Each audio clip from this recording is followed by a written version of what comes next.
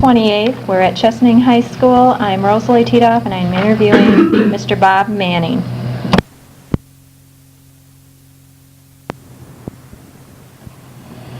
Okay. Bob, I'd like to talk with you today about your days when you were in high school. Can you tell me what you remember about your high school years? Well, one particularly, I played football. I went to a parochial school on my first 2 years of high school, and then in my junior and senior, we went to the public school, and they couldn't find a helmet for me, and they had to order a special size. I wear a size 8. I went back 25 years later, and behold, in the locker room was that same helmet with RJM on it. That's one of the things I recall very well. Another was the junior prom. It was Depression days. I mean real Depression days. A dozen eggs wouldn't even buy a handkerchief for you. I didn't have a pair of white slacks, white, they called them those days. You wore a navy blue blazer and white flannels, that's what they called them. So my mother borrowed a pair from my cousin, and she put a gusset in the bag. Don was a much smaller guy than his cousin Bob was. Put a gusset in, and it looked all right, but when the two colors were matched up, the gusset was white, and the flannels were winter white, I guess you'd call it. Fortunately, my coat covered up the coat tail. No one really knew anything about it, but it sort of emphasized a little bit what times were like back in the 30s. We just started to come through with one of the worst depressions in the history of the United States. I did everything everyone else does today. I sneaked cigarettes and smoked them, shouldn't. I was an average student. I was not an A student. Everything that I learned I had to do the hard way. Love history, and I still love it. It's something you can't read with much rapidity, since I read slowly. I absorbed a lot of it, and I still remember it well. I love to be on debating teams, particularly against one little red-headed girl that I was secretly in love with. She didn't know it, but I showed my feelings towards her by trying to beat her in every debating class, and I did too. Is that enough about high school? Oh, no, I'm going to stay all to high school, so any of your memories are fun. I think they're very interesting. Do you have any others that Sure, come we back? wore galoshes back in those days. And boy, oh boy, the bigger they are, and you come out, and we have to hear, and you let the buckles loose, and the more noise you could make when you walk down the street, you are the person. So don't think that you got a hedge on all of these new ideas and the like. We had a few of our own too. I see some new good-looking shoes there. I'll bet they're going to catch on in these.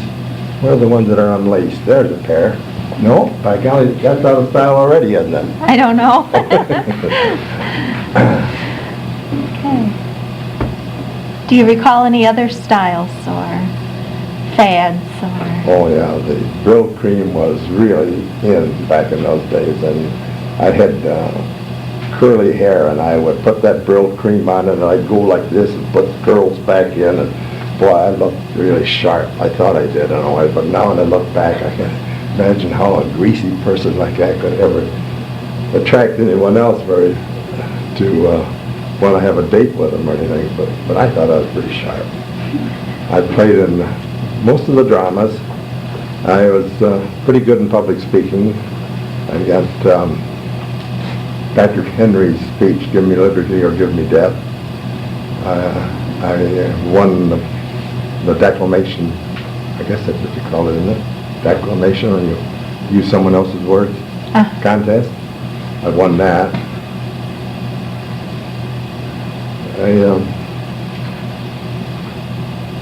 My senior year, we moved from our 80-acre farm to our 320-acre farm, and I thought I had it made because I was going to stay with my aunt and uncle.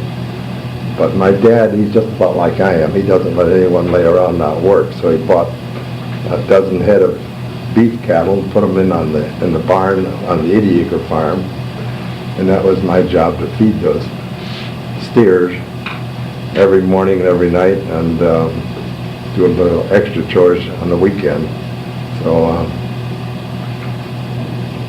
to go back to the Depression, my aunt and uncle I was staying with didn't have a job, so my dad brought a quart of wood in and 2 gallons of milk. That's what paid my board and room. So we had sort of a barter system going back in those days. My senior year in high school, I helped with the combining. We had 3,200 bushel of wheat that we sold for 32 cents a bushel, and we hauled it to the elevator with the horses and the wagons rather than using the truck because we couldn't afford to buy gasoline to put in the truck. So this gives you a little bit of a slant that times can be tough, and it probably has a big bearing on how I feel about things. Just the same as you people have strong feelings about what you read about Vietnam War and different things that are going on now, such as the big scandal in Washington on the trying to free the hostages, these kind of things that are uppermost in your mind. So and they will have an influence on your life too, just the same as the Depression had an influence on my life. I still pick up a nail on the floor rather than walking over it.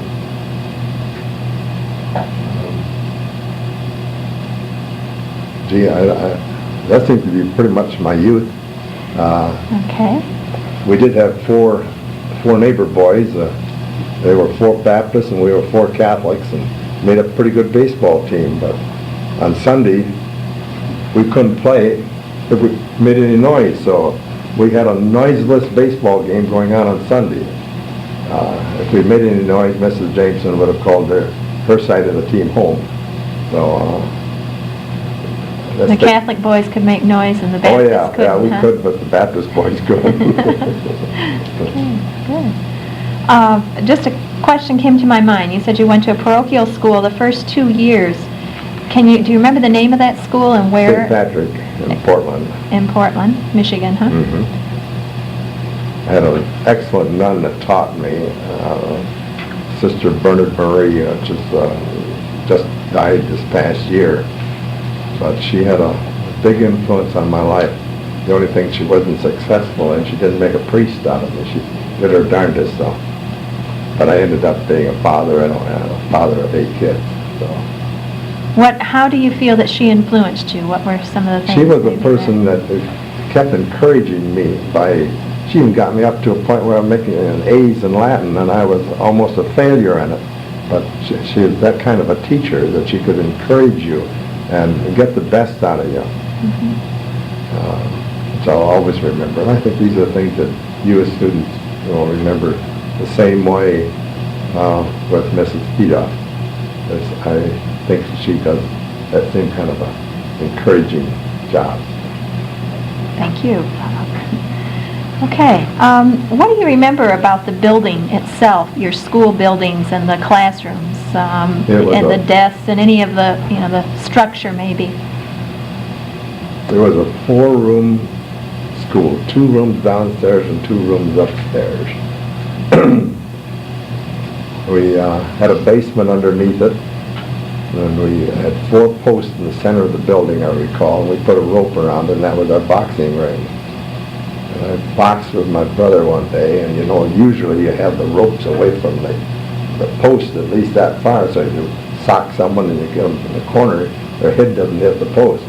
Well, I let one loose on my brother Clarence, and it hit his head on the post, and I was on the floor, and I was almost unconscious. That triggered a little bit of animosity there that was greater than a good sportsman should have been able to handle. Lard and bread was a common meal for a lot of poor people back in those days. I recall lunch pails that had that kind of a sandwich in it. The lard was usually flavored lard from bacon or ham or something like that. But they were farm kids that sold their cream to the city people in order to have enough money to buy clothes for themselves. But we all got to do that. We were all in the same boat. None of us had any money, so it really isn't any different than you're in an affluent age of our society. It's all the same. Everything is measured in the very same way. You can have just as much fun without money as you can with too much money. When did you box? During recess? Oh, or during noon hour. Yeah, we had an hour, a whole hour. Uh-huh.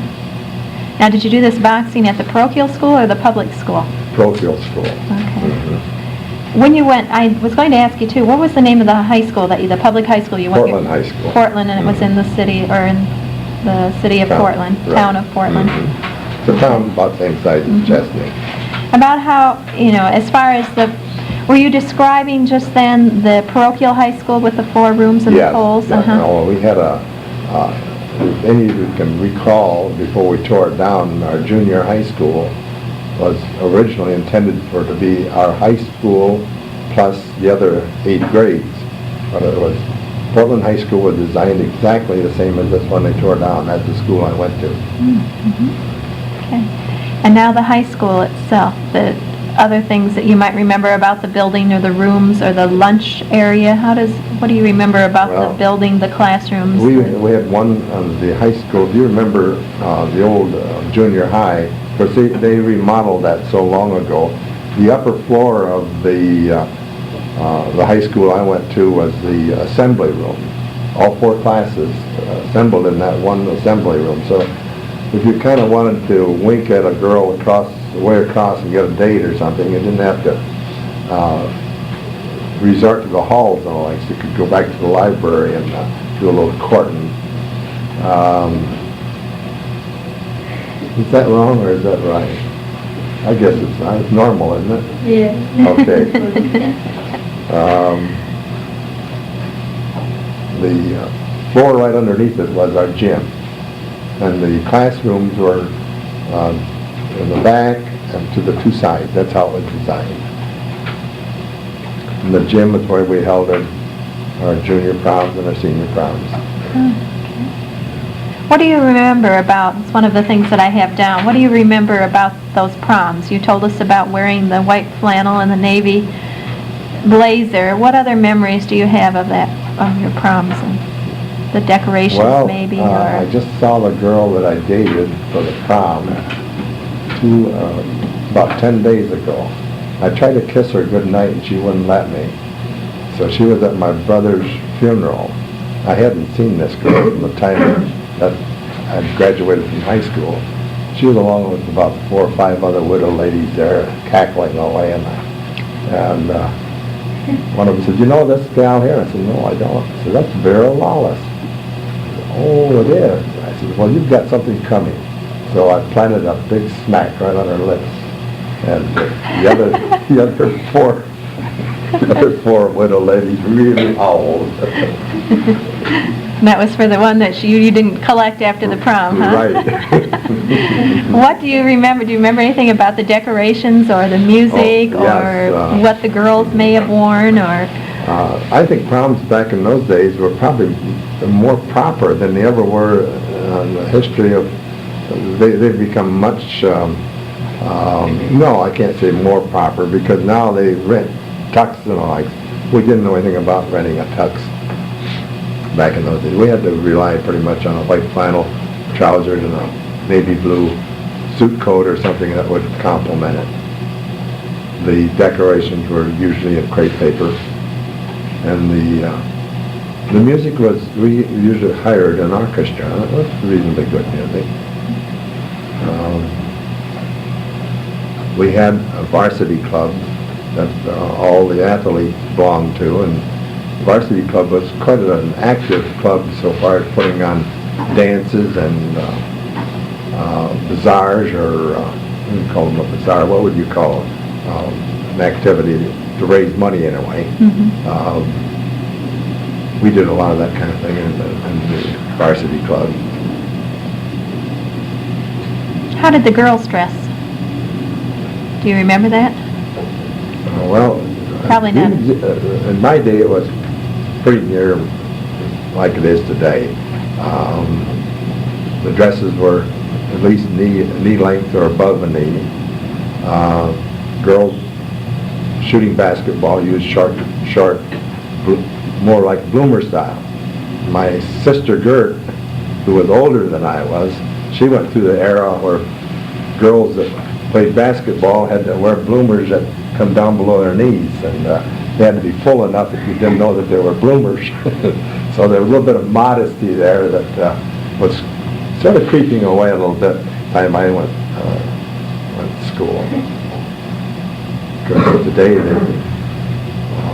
this isn't as really probably callous to people, so they don't even get any joy out of looking at a pretty leg. But you didn't see much exposure in those days. What about dating? You mentioned it a few times. What do you remember about dating, like maybe when it started? And well, we had a river that went through our town, and the railroad had cut off one section of the bend in the river so that the water was probably no more than 3 feet deep in this area, and it formed what we call the bayou. That was a great dating place. You'd go down and ice skate, and first thing you know, you were skating with your best girlfriend and having a good time around the bonfire. Another was, we were built, the town was built on 2 hills, and in order to come into town either from the east or the west, you had to go down a steep hill. And one hill that went across one of the bridges that crossed the river was sealed off during the winter months, and we had that for sliding. And that was a great pastime. Summer and winter, or summertime, it doesn't come to me too much what we did, but I recall those two as being great events. Lots of fun. I would say reasonably well-behaved. Today, well, I don't know. I'd have to ask kids today, but I know there's some going together. Like they don't call it going steady, but they go with someone. Was there that kind yes, of relationships yes. for a period of time you would go with?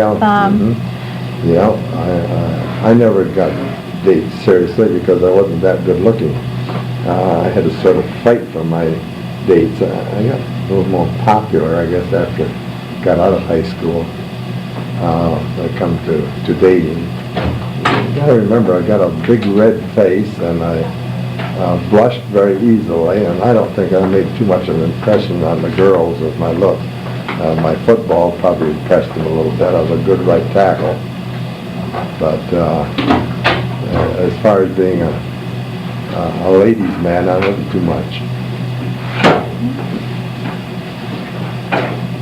Excuse me, Bob, you better send it out of the parents' appointment. No, you'll be back. Oh, do you have that ready? Okay, go ahead. What was the age that young people began to date? Was it pretty common, do you think, at that time? I mean, a typical age that all of them began, or did you? I think that freshman high school was permissible age. The curfew was pretty strict, depending on what you were going to. You had to be home at a reasonable hour. I remember one time this wasn't dance in high school, but I did some of the things that other kids do. I allowed myself to be dragged into a few drinks, and my brother Dan carried me upstairs. Mother says, "Where's Robert?" Dan says, "Right here." She says, "I don't hear his footsteps." But that's how well Mother took care of watching out for her sons. She knew pretty much what we were doing. We didn't get away with very much, I can tell you that. And what was the curfew? Do you recall the time that you would... No, I don't, not exactly. I would say 10 o'clock on skating nights and things like that is absolute latest. And on weekends, midnight. What do you remember about graduation and any activities that would be connected with that when you graduated from high school?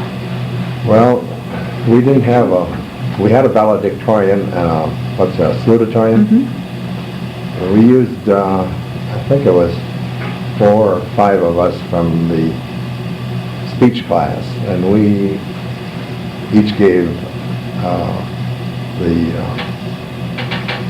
valedictorian speech or a salutatorian speech rather than the one who won it. Oh, I was one of them. And then you gave the kids in speech class gave the speech. Yes. And did you give it about the salutatorian or the valedictorian, or did you choose a topic of your own? I'm not real certain about what the topic was about, but I'm quite certain it had something to do with graduation. Our mothers and fathers were all out there to listen to it, so naturally, I'm sure our speech class teacher must have steered us in that direction. What about any other remembrances as far as graduation? Did you have robes and we had the like? caps and gowns, yes, we had caps and gowns. We had a 3-day outing that was chaperoned at the lake following the graduation. My father went through the 4th grade and he didn't believe too much in education. We had some corn that needed hoeing, and Robert got to hoe the corn instead of going on the 3-day outing. But the real reason was the old man didn't trust me, I think. He didn't believe in those kind of exposures of letting your son or your daughter go on a 3-day outing. And I guess I would do the same thing today. I don't think that I would look freely on letting my daughter or my son have that much freedom. I think you're just probably... Was it unchaperoned, the 3 days? Lightly chaperoned. It was chaperoned, but not to the point where it should have been. That's my folks' real reason. But they never told me that. They just put me to hoeing corn. And I hated every minute of it, too. Oh, I bet. Yeah, I'm sure. Good. That's interesting. Do you, as far as graduation, were there other events, a party at home, or? No. No? No. Not like we see today? I rode home with my folks after the graduation exercises, and that was it, period. And is that the typical way at that time? Quite typical. And the big graduation parties came in much later. In fact, they didn't come in until after I was married and some of my kids were graduating. That's about when graduation parties, they're not much more than 20 years old. 20 years ago, there wasn't too much in the way of graduation parties. Do you have any other memories of people that maybe influenced you while you were going through high school? I remember a story you told a few years back about a priest, and I think it was somehow... Father O'Rourke? Maybe. I think it was something to do with your working in Detroit, and he told you wouldn't make it. Oh, yeah, it was a parish priest in a little town of Westphalia. Yeah, 320-acre farm was located 5 miles from Westphalia and 6 miles from Portland. We had an Irish priest in Portland that my father had falling out with, so we went over to the German parish, and this Father Gutha was the name of the pastor, and he got this job with Woolworth as a stockman in Detroit, and he said, "Oh, Bob," he said, "you want last 2 weeks, as bullheaded as you are, you want to take that gaff off those people." I guess I stayed with Woolworth 25 years just to prove to Father Gutha that I could take it. But I did stay with the company for 25 years. And then you came here. Right. Right. How, any other people that were influential in your life? I would say Miss Moyer was very influential. She was a speech teacher and drama teacher both. I remember about 5 of us hitchhiked, which is 100 miles from Portland to Detroit. We hitchhiked to see Cyrano de Bergerac at the, what's the big... Fisher. The Fisher. Not at the Fisher, no, the downtown one. At the, it was built, that's the Fox. Oh, okay. Yeah. And she gave us $5 out of her depression pay. And we used that to get in. It was $1 to get in. We bummed a ride, and one of the guys had a friend in Detroit. We all ate at their house and got back to Portland about just in time to go to school the next morning. But you know, we were the only ones that knew anything about the play. Everyone else was dressed in tux and formals, and they were laughing when they should have been crying, and crying when they should have been laughing. That's how little they really knew about the play. So she was a good teacher. And you felt that you had learned about that yeah, play through sure, her. You bet. Mm-hmm. Good. Okay. I think you kind of mentioned the current events that maybe concerned you, being the Depression. Were there any other things going on in the world that affected high school kids at the time that you were going to high school that may have been a concern of you and your fellow students?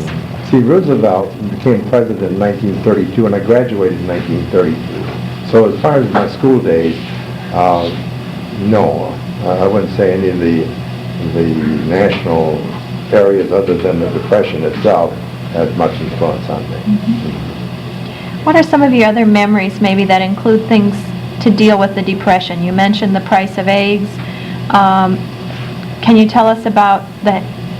I guess you said something about having to raise those 12 steers while staying at your aunt and uncle's, and well, what were your responsibilities there maybe? Well, I had to go out and get the silage out of the silo and feed them in the morning, and then do the same thing at night, and then once a week clean out the steer barn, and that in itself was a pretty good chore.